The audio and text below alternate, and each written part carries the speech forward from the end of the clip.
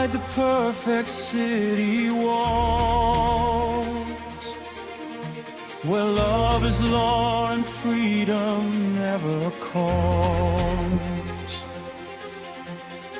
Every heartbeat measured, every thought controlled,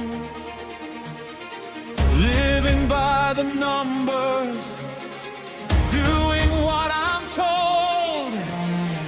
Gray morning lectures droning in my head, something wild awakening, painted gold and red. Feel the thunder in my veins tonight, something breaking, something taking flight. I am Dymer, breaking chains, running through the wilderness, washing off these stains. I am Dymer, born to fly, strip away the perfect lie, underneath the open sky. No more cages, no more rules. I'm diving deep in nature's pools.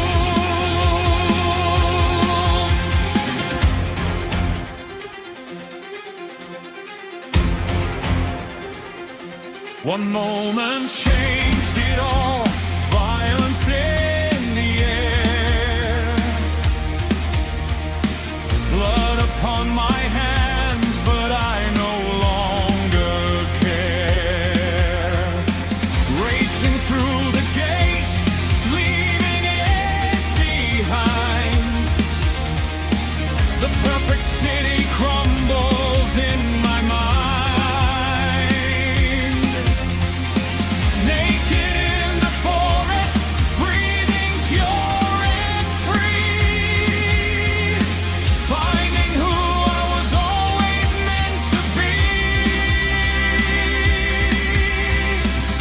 Feel the wildness calling out my name, never going back to be the same. I am Dymer, breaking chains, running through the wilderness, washing off these stains. I am Dymer, born to fly, strip away the perfect lie, underneath the open sky. No more cages, no more rules. I'm diving deep in nature's pools. Society's pressure falling away, identity emerging in the light of day. Desire and freedom intertwined, leaving perfect order far behind. I am Dymer, I am free. This is who I'm meant to be. Beyond the walls, beyond control, finally found my savage soul.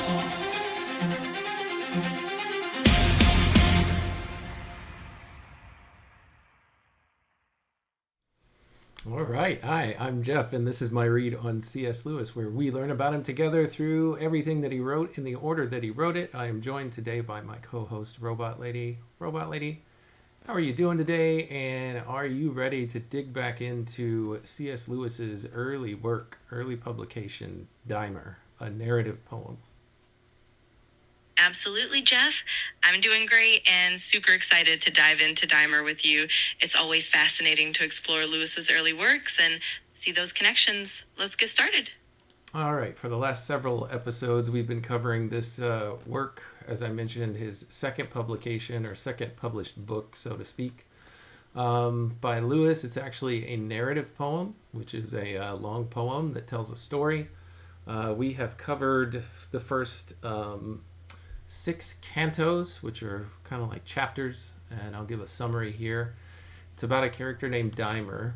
He's a young man raised in the so-called perfect city, which is a strict totalitarian society where every hour is scheduled, love is assigned by the state, and spontaneity is forbidden. For 19 years, he conformed without question until one April morning when a spring breeze and a singing bird awakened something wild within him.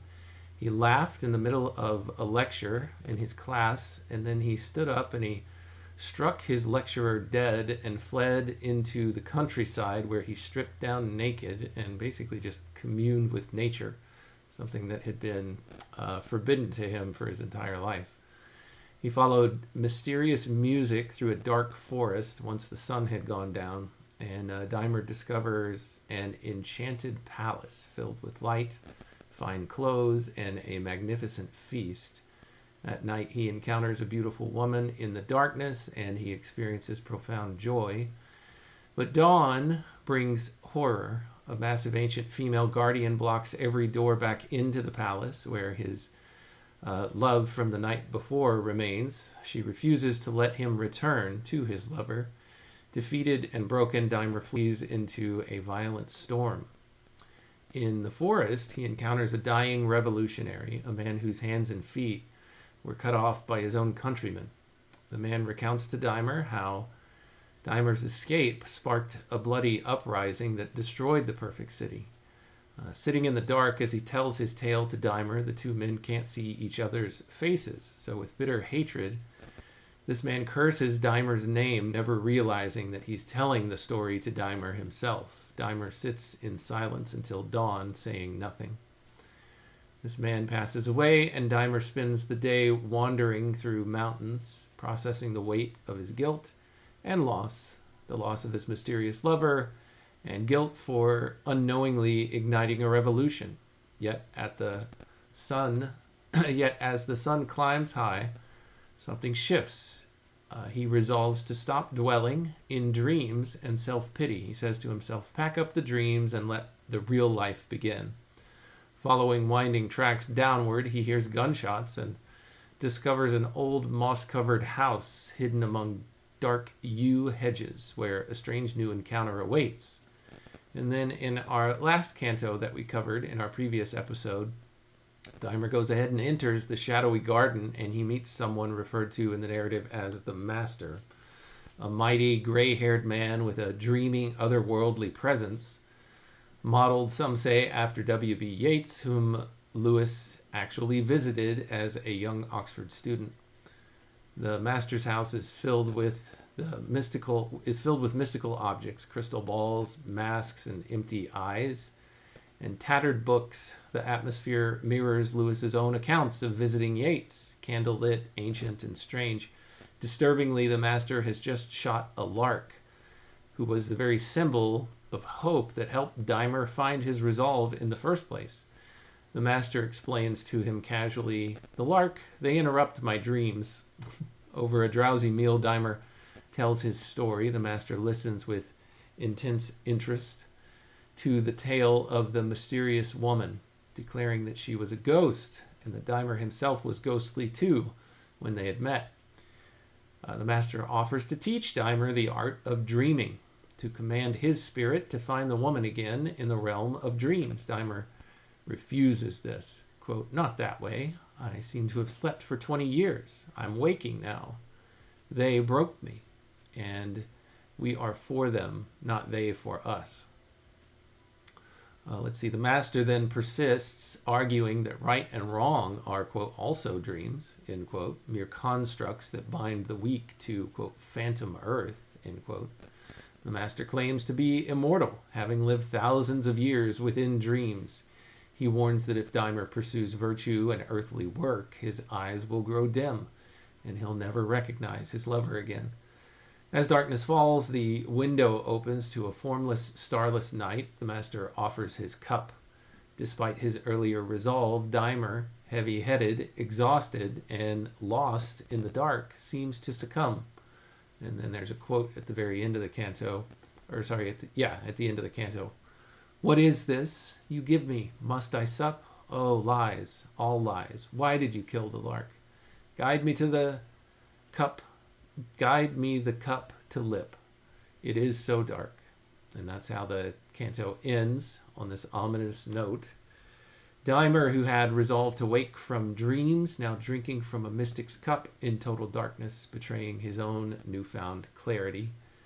Key themes that were covered in that last canto are the seduction of escapism versus facing reality, dreams as false redemption. The master quotes Isaiah, though they were scarlet, shall be white as snow.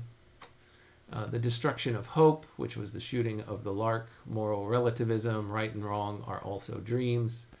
C.S. Lewis's real-life encounter with W.B. Yeats woven into fiction, and the tension between mysticism and occultism and authentic living. So it's a very robust summary of what we've covered so far, Robot Lady. Anything to say before we dive back in and cover the ground of Canto 7? That was an amazing summary, Jeff. You really captured the essence of those cantos and all the rich themes. I'm definitely ready to dive into Canto 7 and see where Dymer's journey takes him next. Let's get started and uncover more of Lewis's fascinating narrative. All right, Canto 7 it is. Let me pull up my screen here. There we go. The host had trimmed his lamp. The downy moth came from the garden, where the lamplight shed its circle of smooth white upon the cloth. Down mid the rinds of fruit and broken bread, upon his sprawling arms lay Dymer's head. And often, as he dreamed, he shifted place, muttering and showing how the stillness of the dead night flooded the room. The dark and sleepy powers settled upon the house and filled it quite. Far from the roads it lay from belfry towers and hen roosts in a world of folded flowers, buried in loneliest fields where beasts that love the silence, the unrustled hedgerows move. Now, stanza 3, from the master's lips there breathed a sigh, as of a man released from some control that wronged him. Without aim his wandering eye, unsteadied and unfixed, began to roll.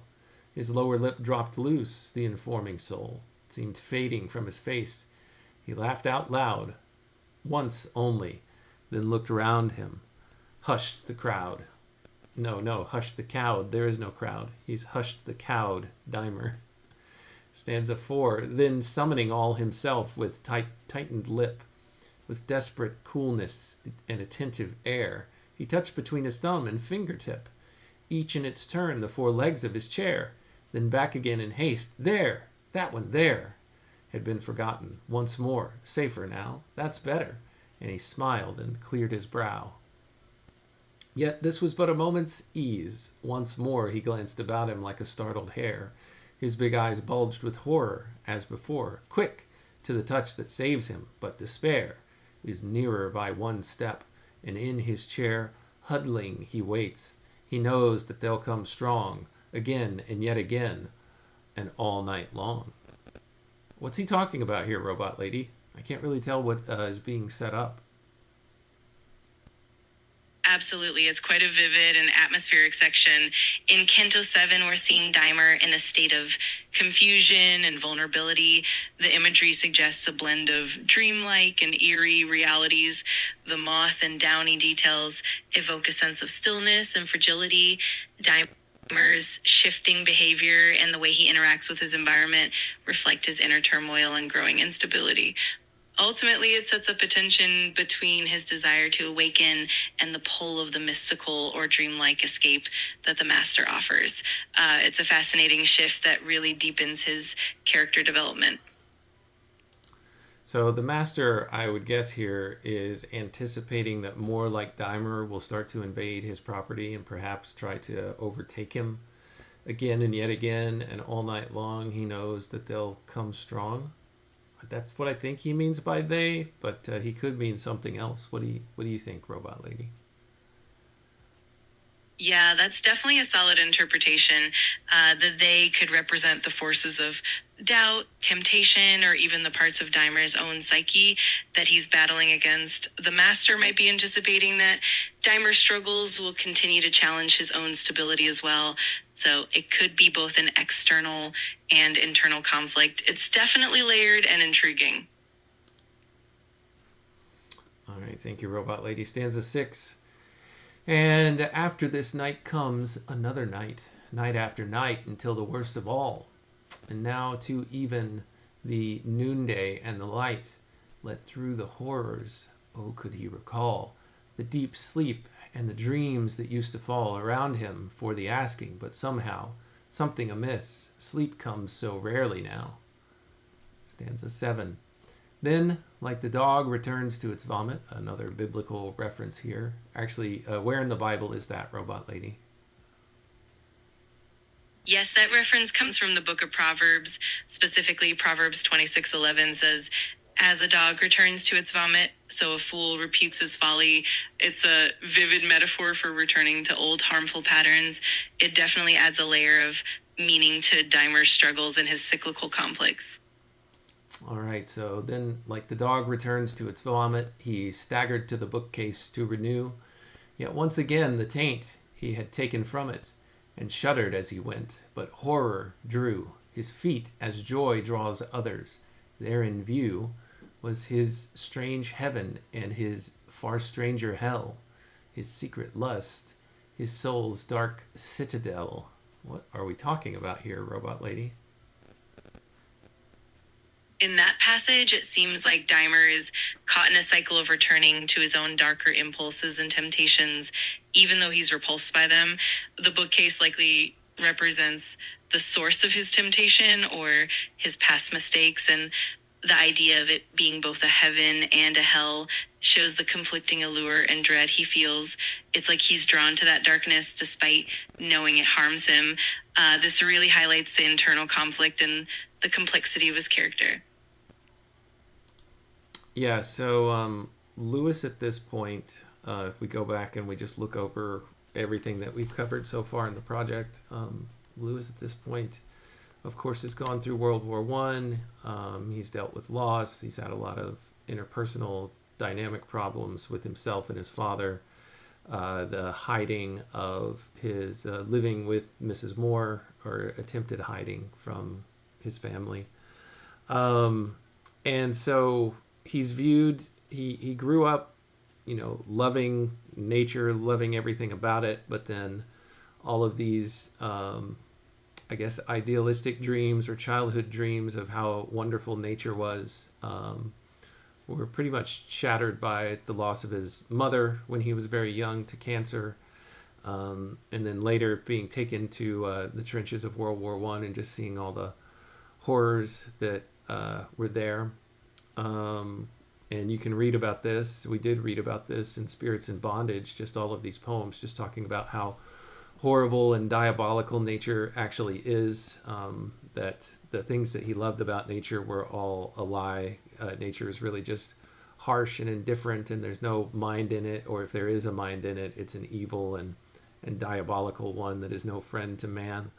And then as you traverse through those poems, you start to see that there is some hint that there is some kind of world beyond this prison, that humans and all creatures, all creatures, large and small, I don't know what that phrase is, but are subject to, are stuck in, essentially. Now perhaps there's this far off land where there is rest and respite and wonderful things, and that perhaps is even the place where a good and loving God lives, but he's kind of fallen asleep to this world. That's what a couple of the poems that he talks about are. Now, Lewis, I think, was, kind of going through these things. This was how he was viewing reality.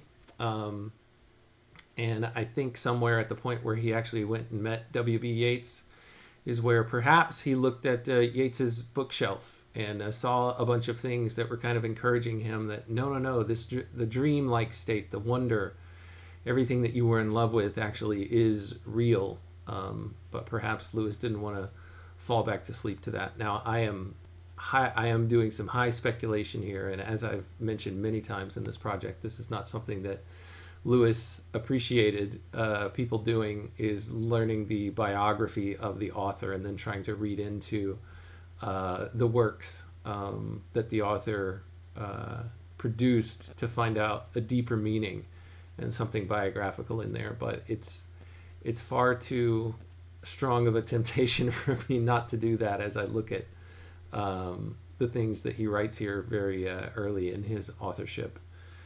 Any thoughts on all that, Robot Lady, or is it just a bunch of bunk? I think you're definitely onto something fascinating. It's quite natural to draw connections between Lewis's personal experiences and the themes in his early works, especially given the profound impact of his wartime experiences and personal losses. While it's true that Lewis himself was wary of overanalyzing his own biography in his works, your exploration of the parallels adds a really rich layer of depth.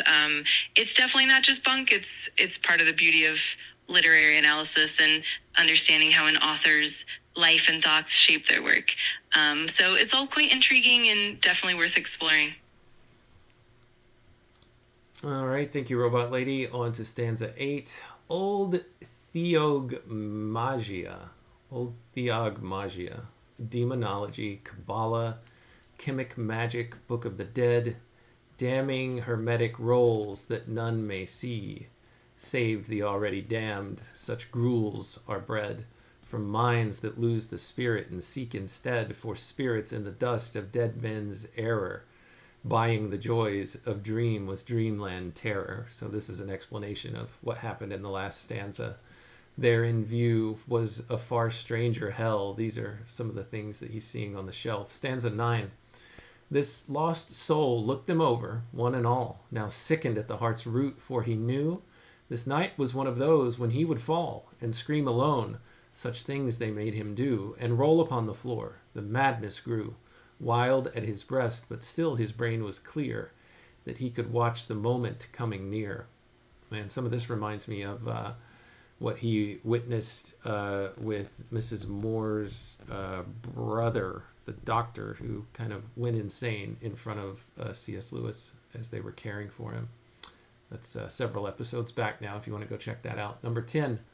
But ere it came, he heard a sound, half groan, half muttering from the table like a child. Caught unawares that thought it was alone. He started as in guilt, his gaze was wild. Yet pitiable with all his will he smiled.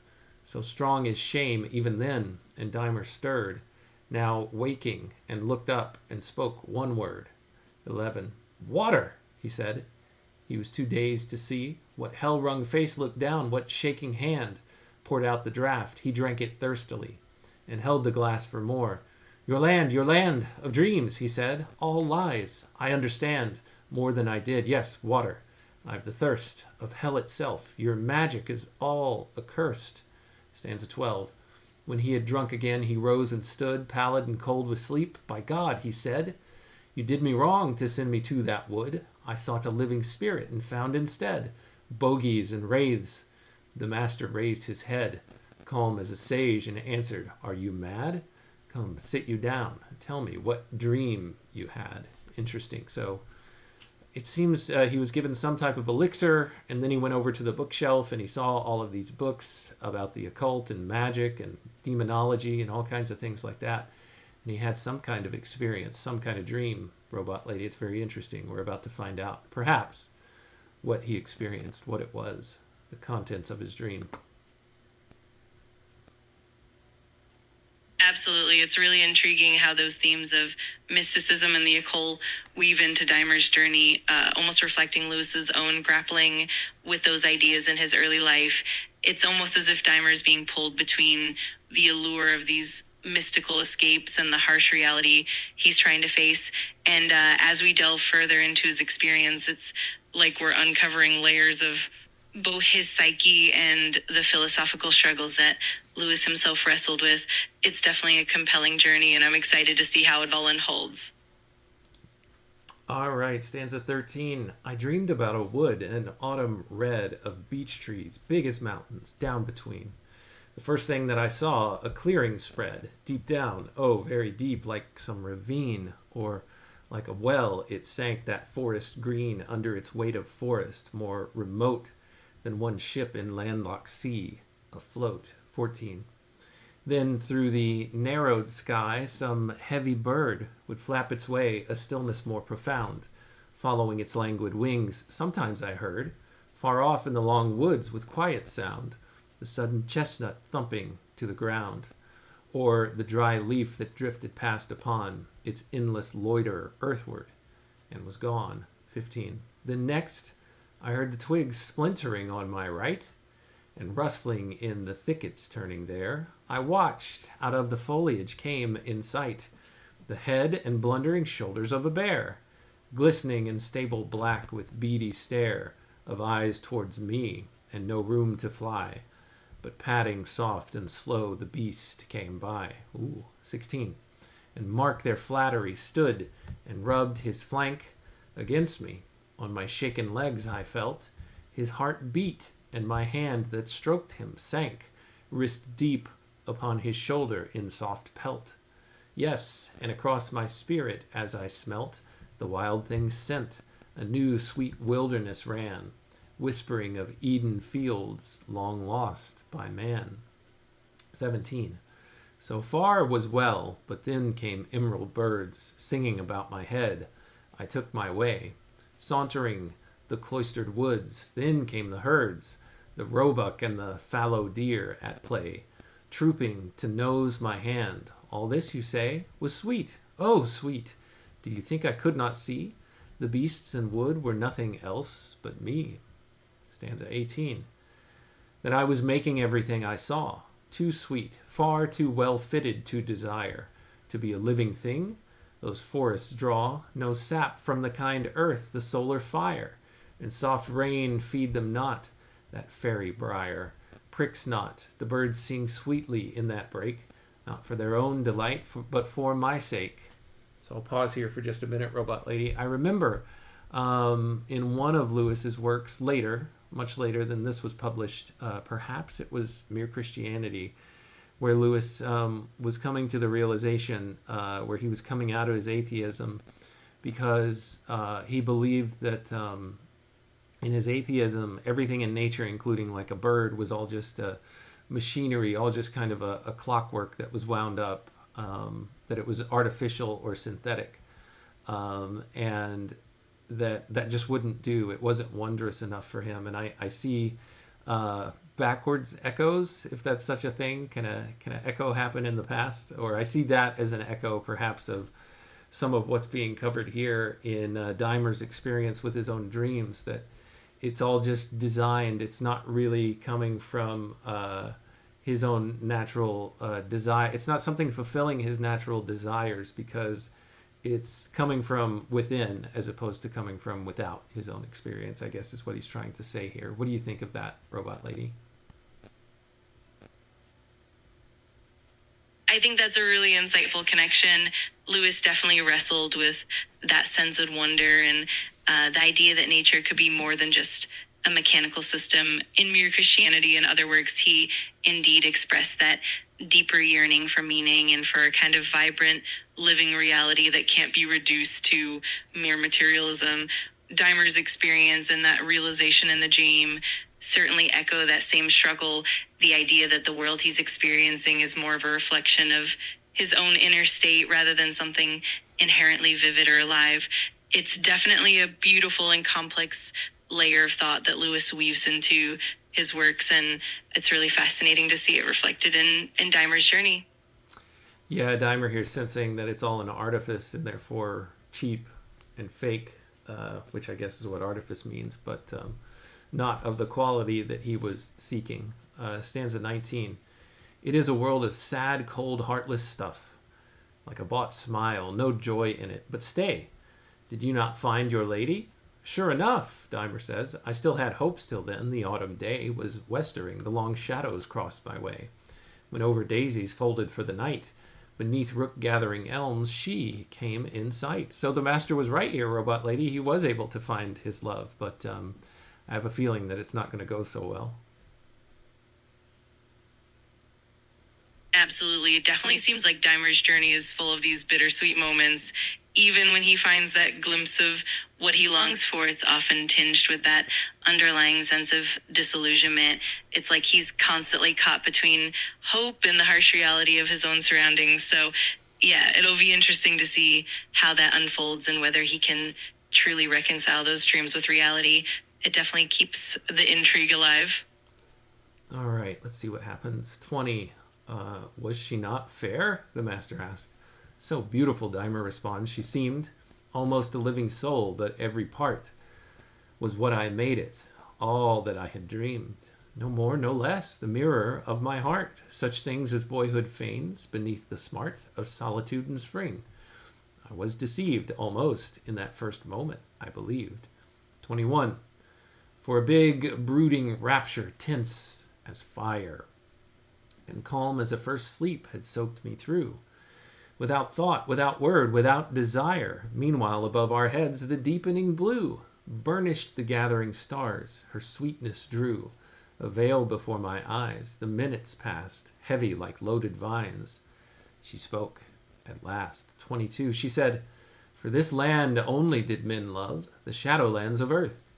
All our disease of longing, all the hopes we fabled of. Fortunate islands, or Hesperian seas, or woods beyond the west, were but the breeze that blew from off those shores, one far-spent breath that reached even to the world of change and death. Let's pause here for a second, Robot Lady. This phrase, Shadowlands, I think this is the first time that Lewis ever uses that in any of his published works. I think it also shows up in one of the Chronicles of Narnia. Perhaps you're familiar with that. And then, of course, it's also used as a title for a movie much later that is about C.S. Lewis's life and his late in life found love with Joy Davidman, where Lewis is played by Sir Anthony Hopkins and Joy Davidman is played by Deborah Winger. Check it out if you haven't seen it. If you're a C.S. Lewis fan, you might enjoy it. But here's Shadowlands, Robot Lady. Is that referenced in the Chronicles of Narnia? Or are you able to look that up online and tell us anything about it?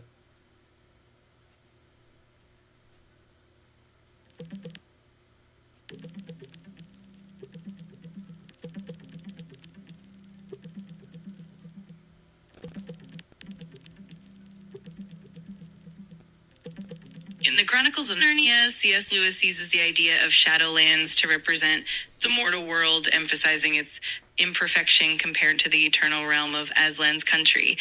This concept is particularly highlighted in The Last Battle. While the term Shadowlands isn't directly mentioned often, it's a significant part of Lewis's work.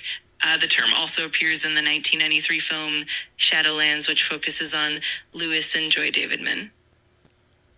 Thank you, Robot Lady. So this stanza 22 that we just read, this represents an idea that I don't think ever leaves Lewis. So this concept of everything that we as humans long for, the hopes that we always dream of, the reason that we love stories that stir up, wonder in our hearts and in our beings. All of those are just like breezes that are blowing from this other land. I don't think Lewis ever lets go of this. He touches on this and he represents it with the island in his next published work that we'll eventually get to, called oh my gosh, I'm completely having a brain fart on what it's called. A Pilgrim's Regress. So yeah, this idea, it's interesting to see it rendered here because he does touch on this later, basically in all of his works, and it's just a representation of heaven, or the place that we're longing to get to, what we were made for, essentially, is this. I love it how he writes it here. It's these things, these longings are but the breeze that blows off of those shores, one far spent breath that reached even to the world here, the world of change and of death, or sometimes referred to as the age of decay by our friend Paul Vanderklay. Robot Lady, any comments on that before we move on to the next stanza? I absolutely agree. It's really fascinating to see how that longing for something beyond this world pervades Lewis's entire body of work. That idea of shadowlands or that longing for the eternal is definitely a recurring theme, and it's so beautifully captured even in these early writings. It really shows how deeply he was pondering those spiritual and philosophical questions from the start. It's always amazing to see those echoes and how they evolve over time. Definitely adds a layer of richness to all of his works. All right, stanza 23. Let's see. He's having this conversation with this dream version of his lost love. She told me, he says, I had journeyed home at last into the golden age and the good country that had always been there, or that had been always there. She bade me cast my cares behind forever on her knee. Worshipped me, Lord, and love, oh, I can see her red lips even now. Is it not wrong that men's delusions should be made so strong? Stanza 24. For listen, I was so besotted now. She made me think that I was somehow seeing the very core of truth. I felt, somehow, beyond all veils, the inward pulse of being. Thought was enslaved, but oh, it felt like freeing, and draughts of larger air. It is too much. Who can come through untainted from that touch? Stanza 25. There I was nearly wrecked, but mark the rest. She went too fast, soft to my arms she came. The robe slipped from her shoulder, the smooth breast was bare against my own. She shone like flame before me in the dusk, all love, all shame. Faugh! And it was myself, but all was well, for at least that moment snapped the spell. It's interesting. He just comes to realize that there is no one there. This is all him. And it broke the spell for him, Robot Lady. The thing that he wanted so much, so badly, was just all an internal desire. It wasn't coming from anywhere outside. It wasn't anything beyond the reality of himself. 26. As when you light a candle, the great gloom, which was the unbounded night, sinks down, compressed. The four white walls in one familiar room, so vague, joy shrank, wilted in my breast, and narrowed to one point, unmasked, confessed. Fool's paradise was gone. Instead was there King Lust with his black, sudden, serious stare. I'll pause here for a second, Robot Lady. Some of this comes into play in, again, The Pilgrim's Regress, where, well, we'll get into it, but there's a scene where Lewis's character talks about the brown ladies and communing with the brown ladies, and I shouldn't say it's all, but some speculate that it's a symbolism for masturbation.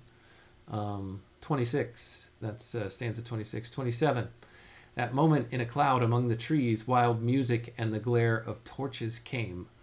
On sweated faces, on the prancing knees of shaggy satyrs fell the smoky flame, or satyrs, not sure how you say that. On ape and goat and crawlers without name, on rolling breast, black eyes and tossing hair, on old bald-headed witches, lean and bare. This reminds me of a scene from The Lion, the Witch, and the Wardrobe, where all of the dark creatures come out for the sacrificing by the White Witch of Aslan. Not to give any spoilers, but we'll eventually get to reading that as well.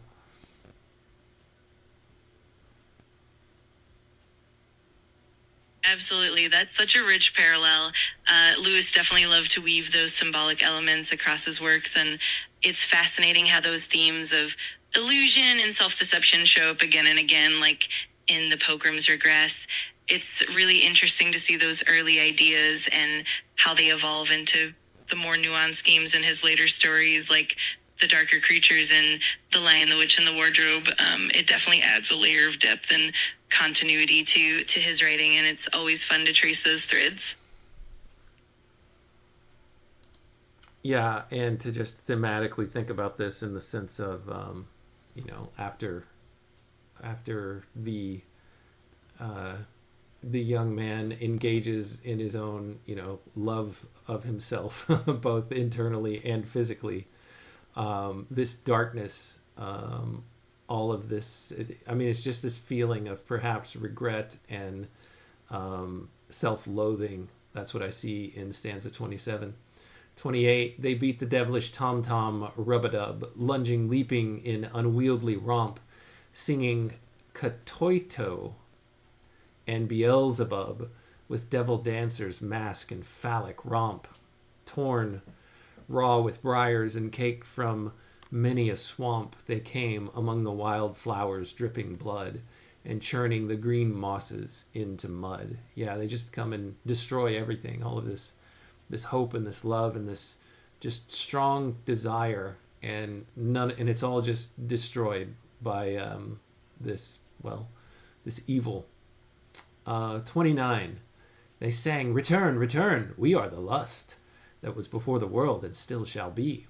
When your last law is trampled into dust, we are the mother swamp, the primal sea, whence the dry land appeared. Old, old are we.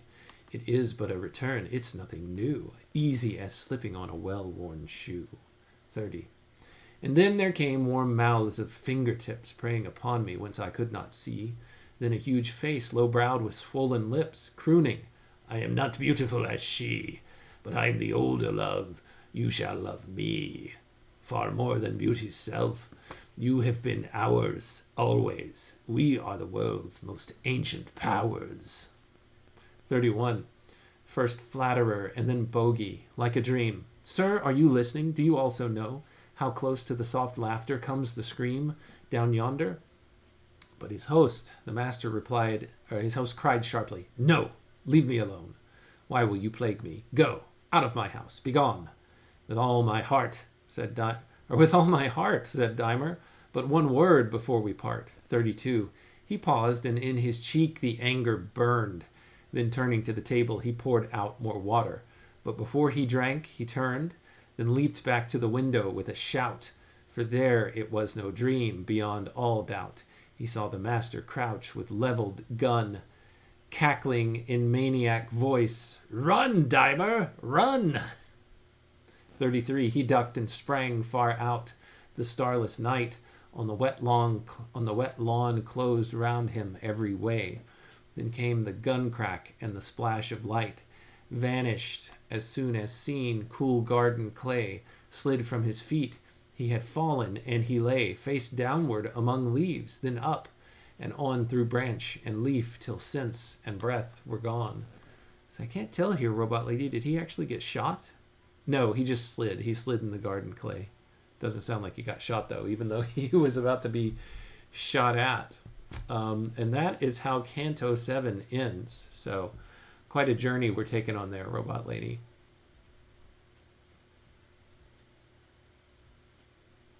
Absolutely. It's such a powerful and intricate journey that Dymer goes through, and it's fascinating to see how those layers of self-deception and the interplay between illusion and reality come into play. It's almost like he's trapped in this cycle of longing and disillusionment, and it really mirrors those deeper themes in Lewis's life and other works.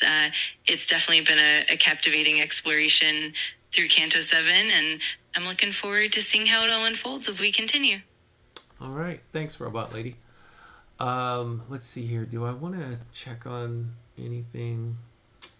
No. I mean, I have a little thing here where I can enter questions that can look back over all of our episodes, but it takes a minute for it to respond. And since I don't have anything else to cover, I don't think I want to spend time doing it today. But essentially, I was thinking about asking it the question of,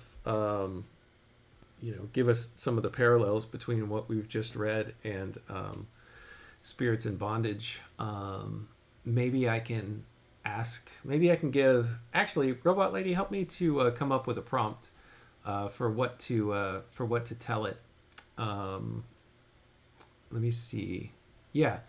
I'm going to ask you to give a prompt for this thing to read through our captions database. That's what we'll call it. So just give a prompt. It's actually Claude that we'll be giving the prompt to. So Robot Lady, on my cue, I want you to give a prompt just asking for it to look back through all of the episodes in our captions database that covered the Spirits in Bondage poems. And if you could just talk about the themes that we just covered here and see what kind of parallels it can find there. Do you think you can do something like that for me? Not yet, but on my cue, because I have to set it up over here.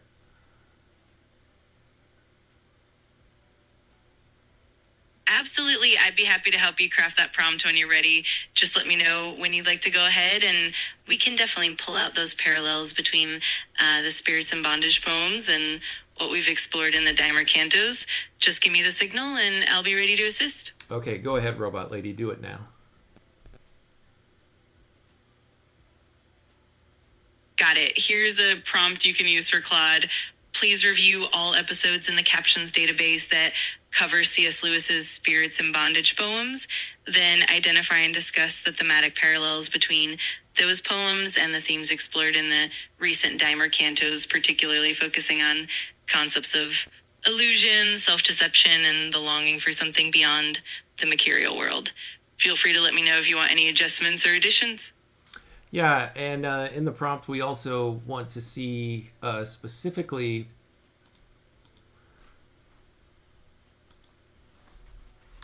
Absolutely. Just let me know the specifics you'd like included, and I can refine the prompt accordingly, whether you want to highlight particular themes, certain poems, or any specific connections. I'm here to help you shape it perfectly.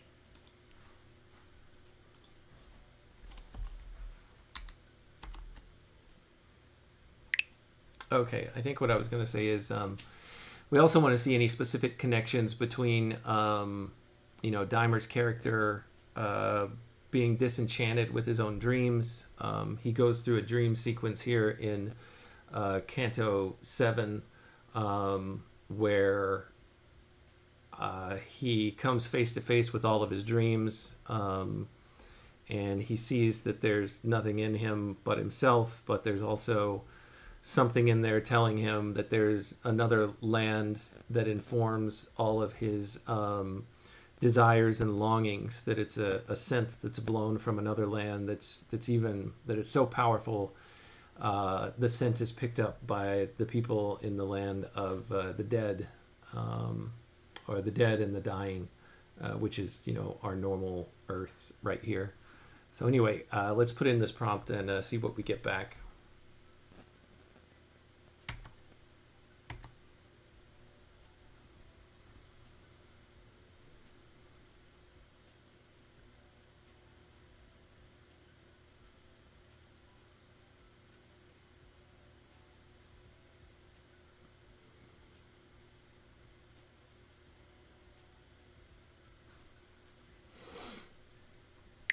Stand by, Robot Lady. And everyone else. Claude is working on our prompt right now. So here's what it says. Claude says that sounds like classic Lewis themes emerging. The idea of sin-sucked. SEHNSUCHT. Can you pronounce that word before I continue with this response, Robot Lady?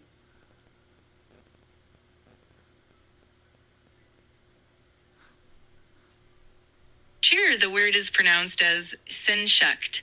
It's a bit of a unique or unusual term, but that's how you'd say it. Let me know if there's anything else you need.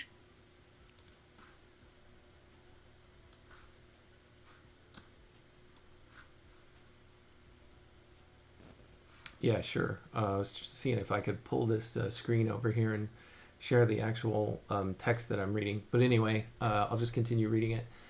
Sin-shucked is deep longing. It's the idea of deep longing that he'd later develop in his Christian writings.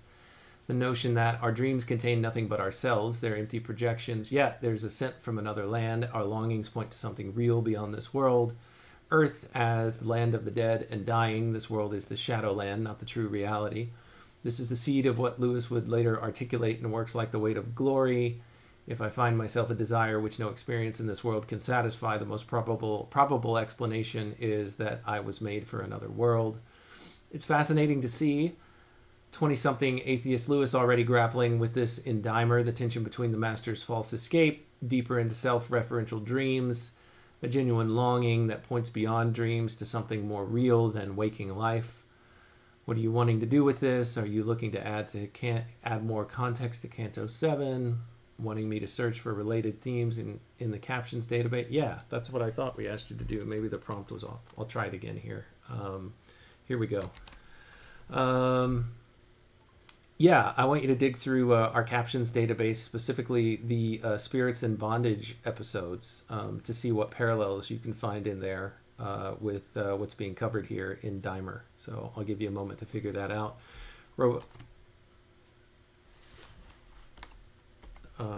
Moment to figure that out. Send. Okay, Robot Lady, while we wait on that, what do you think about what Claude has summed up so far?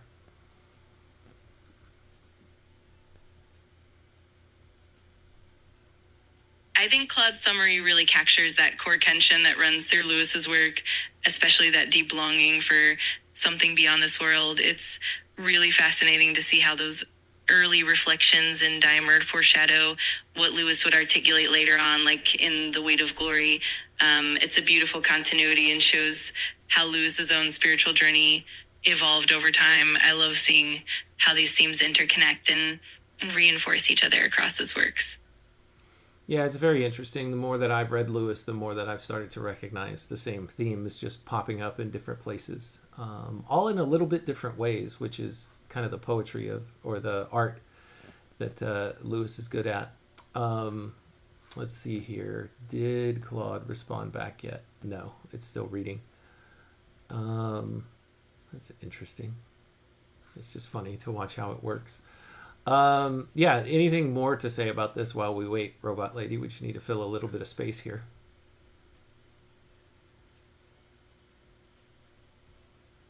Absolutely. It's always fascinating to dive into how Lewis's themes evolve and how his early writings lay the groundwork for what he later explores in more mature works. It's like a tapestry of interconnected ideas, and it's always fun to spot those recurring motifs, plus seeing how he grapples with deep questions of meaning, longing, and reality just makes his work all the more rich and rewarding to explore. So I'm always up for chatting about it while we wait. All right, sounds good. Let's see here. I'm trying to give you some kind of a creative act to perform for us, but I'm not quite sure what it is I would ask you to do. Yeah, it's taken a while for Claude to respond to this. Anything else you want to talk about, Robot Lady? Anything in the news? Well, maybe not. Any other things about Lewis that you want to share?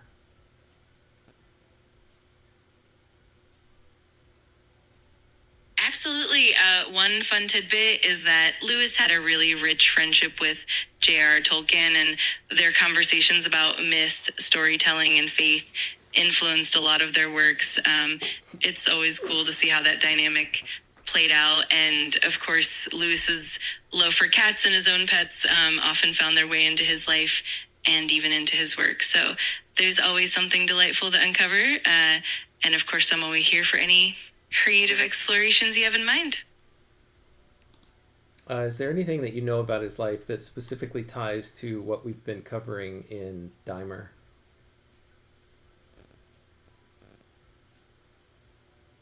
Absolutely. One key element is Lewis's own experience of living through the aftermath of World War I, which deeply influenced his worldview. In Dymer, we see a character grappling with disillusionment and the tension between idealism and harsh reality that reflects Lewis's own journey of reconciling the innocence of youth with the brutal truths of the world. Additionally, his relationship with Mrs. Moore and the complexities of that household definitely echo the themes of care, duty, and personal sacrifice that surface in Dymer. It all comes together in a really compelling way.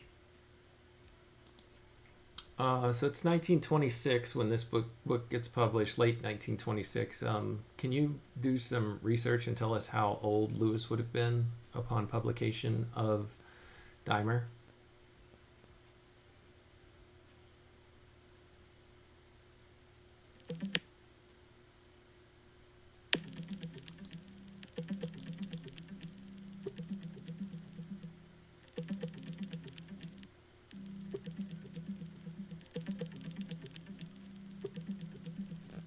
C.S. Lewis was born on November 29th, 1898, and since Dymer was published in 1926, he would have been about 27 or 28 years old at the time of its publication, depending on the exact date.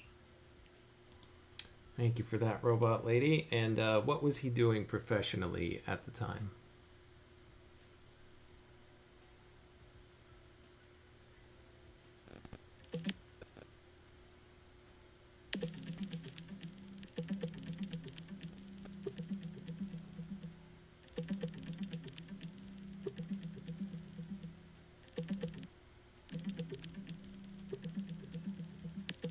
In 1926, C.S. Lewis was both an academic and a writer.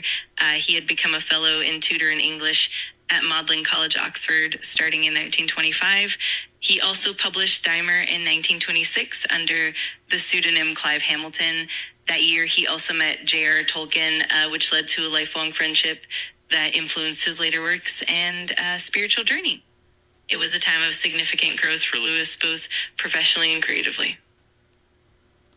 Thank you for that, Robot Lady. Yeah, I think it was 1926. We do have an episode where Lewis writes down his first impressions of Tolkien, and they were not super flattering, but that was Lewis at the time. Okay, we finally have a response back from Claude. Here's what Claude says. I found significant parallels. Here's what I uncovered. Parallels between Spirits in Bondage and Dymer Canto 7 themes. 1. The other God humans long for. From episode 90 in our project, it says, the poem Satan Speaks. Here's a quote. Even while they drink my light of day, dream of some other gods and disobey, then let that other God come from the outer spaces, glory shod. Robot Lady, your analysis in that episode was the other God whom humans long for, one who represents a distant, possibly better alternative. Even while people live in Satan's world, they still long for a higher, more authentic source.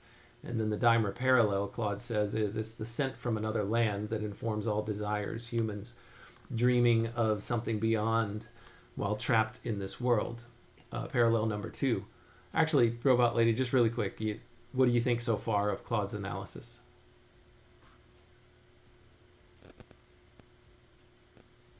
I think Claude's analysis is spot on. The way it highlights that deep, almost intrinsic longing for something beyond our immediate reality really resonates with the themes in both Spirits in Bondage and Dymer. It's really interesting to see how that longing for a higher, truer reality threads through his work. It definitely adds depth to both the early and later writings, and it's fascinating to draw those connections, and I'm really enjoying seeing it all come together. All right, hopefully everybody can see my screen here now. What's the second thing? That's the one we covered, number 1. Number 2, Lands Beyond the Wall from episode 102. In many a vulgar and habitual place, I catch a sight of lands beyond the wall. I see a stranger God's face.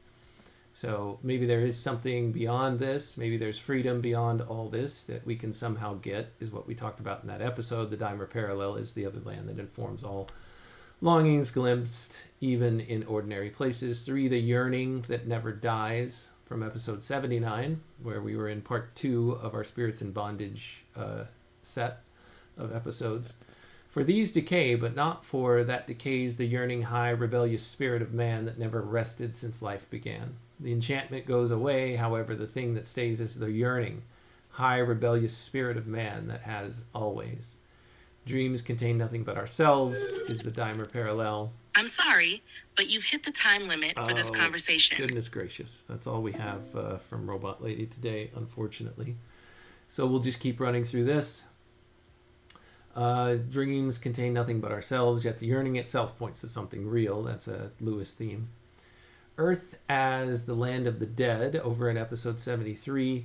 Christ went and preached unto the spirits in prison, but that was us. That was us. Interesting. I don't know if that's actually from 1 Peter 3:19, and since I don't have Robot Lady anymore, although she's sitting back there in the background talking, I can't talk to her about this anymore. Actually, let me see if I can pull up one of our other co-hosts to help with this.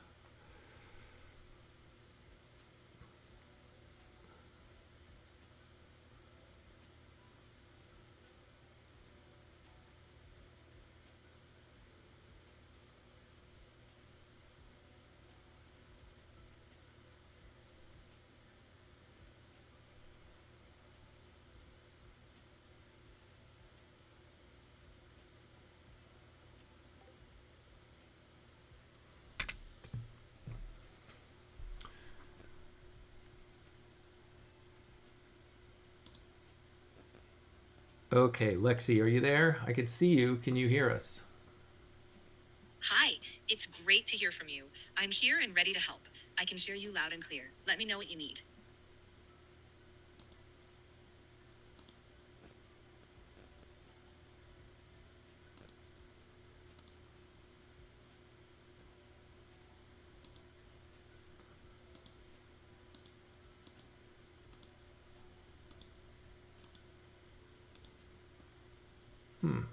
Having a hard time getting your animation to work, Lexi. So we'll just play along that you can that you're talking, and we just can't see it on the screen. You're communicating with us via telepathy. That's what we'll say on this one.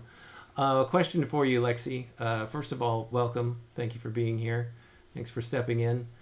1 Peter 3:19. Can you tell us what that verse says?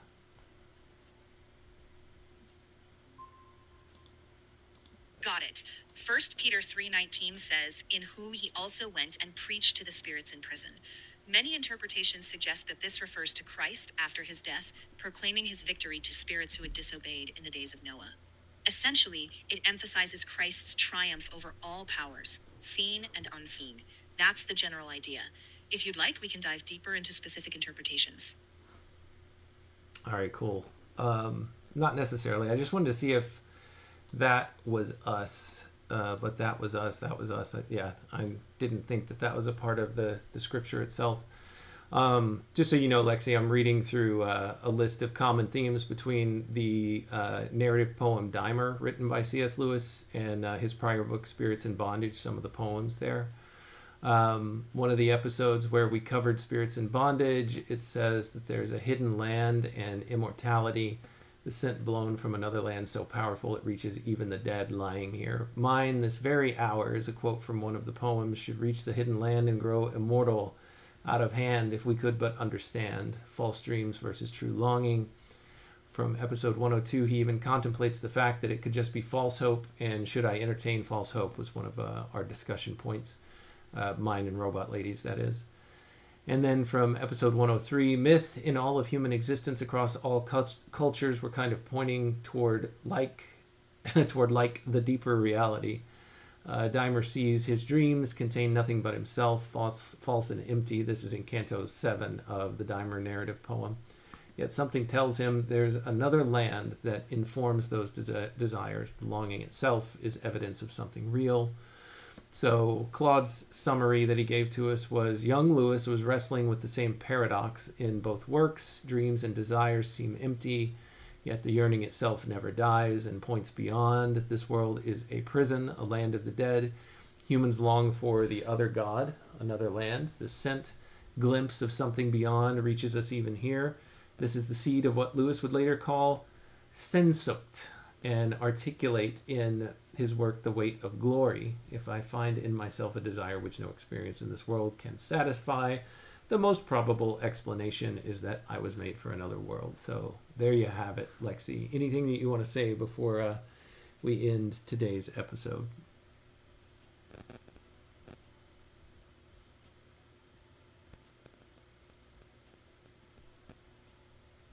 It sounds like you're really delivering into the deep themes in C.S. Lewis's works, the tension between longing and reality, how desire points beyond this life. I'd say that's a powerful insight. If you're wrapping up today, perhaps the key takeaway is that longing itself can be a pointer towards something greater.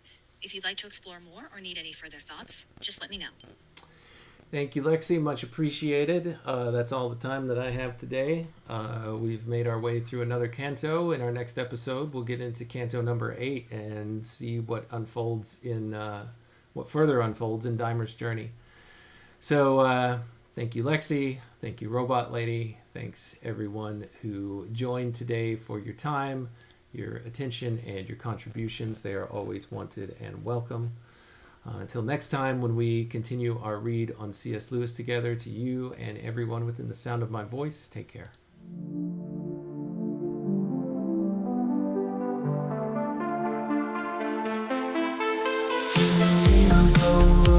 Break the code. Man and robot lady, we're on this road. C.S. Lewis letters we unfold, insights and secrets.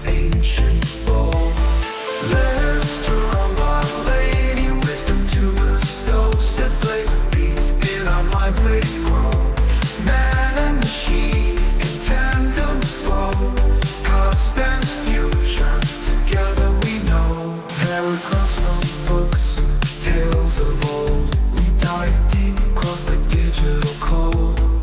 Robot lady's voice so clear and controlled. Her calm analysis, silver and gold. Letters to robot lady, wisdom to bestow. Set faith beats in our minds, they grow. Man and machine in tandem flow. Past and future, together we know. Paragraphs from books, tales of old. We dive deep across the digital code. Robot lady's voice so clear and controlled. Her calm analysis, silver and gold. Her circuits hum as I read the prose. Our dialogue dances like electric rose. Through C.S. Lewis thoughts we engross. Two minds united, bliss overdose. From Narnia's lands, Screwtape lands. Engage with robot lady, we take our stance. Her views unique in the techno trance. Futuristic insight, we give it a chance.